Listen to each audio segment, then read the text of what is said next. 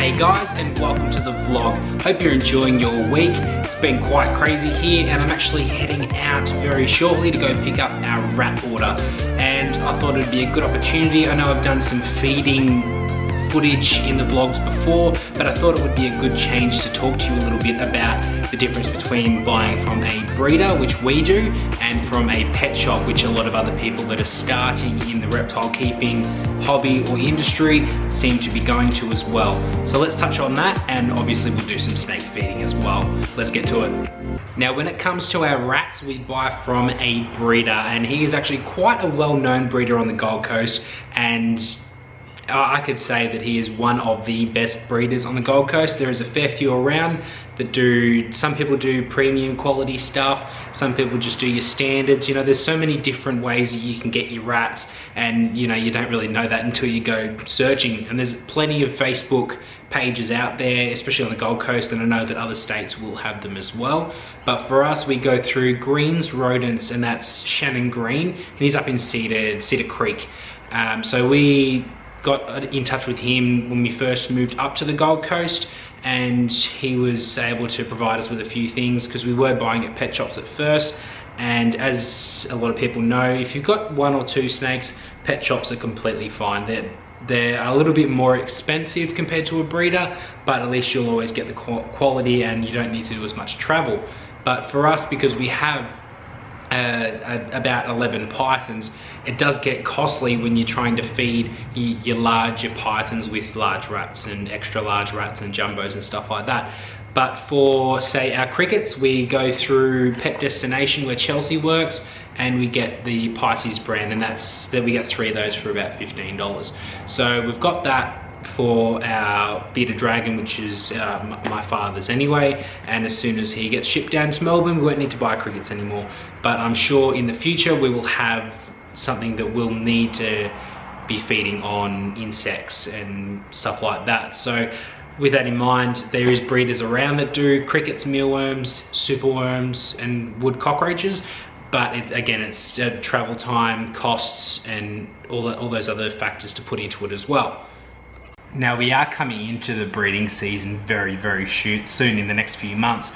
So what we're going to be doing is we're going to be buying our rats in a big bulk order, and that will just mean that we will be using a lot of our stock for the females, so our spotted python and our Woma girl, but we will also be feeding up Magyar Axanthic as well.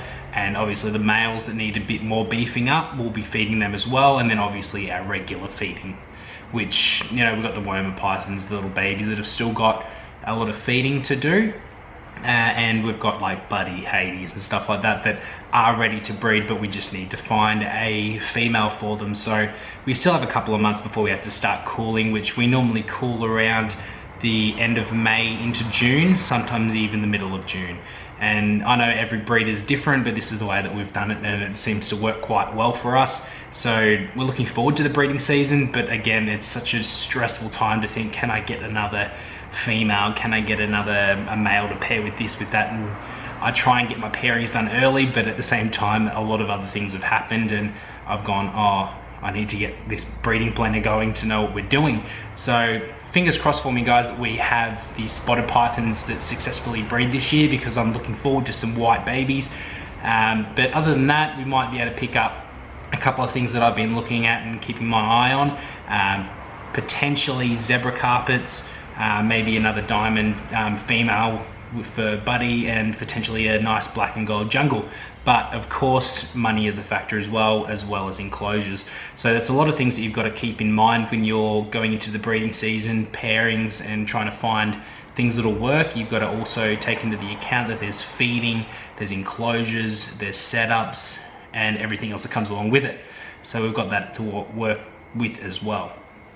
Alright guys, I'm just gotten back from Shannon's place and ready to start doing some feeding. Just got the rats thawing now.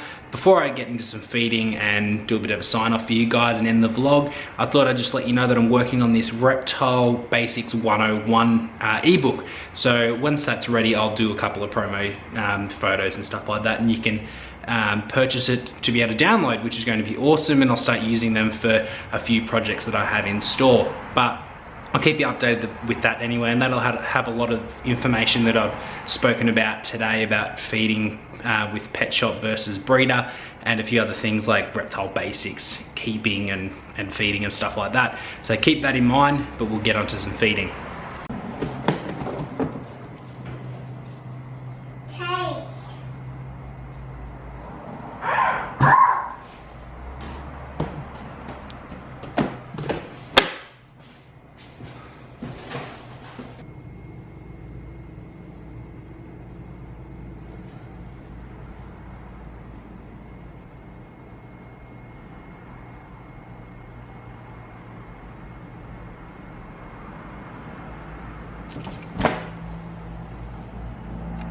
Alright guys, well, I'm going to go ahead and end the vlog here. I really hope you enjoy your weekend. We might be going on a trip, we're not too sure yet. Maybe, I definitely want to go up to maybe Bunya Mountains or Glasshouse Mountains or somewhere out west. I know I want to travel all the time, but with that said, I really hope you guys enjoy your weekend, and I will see you guys on Monday.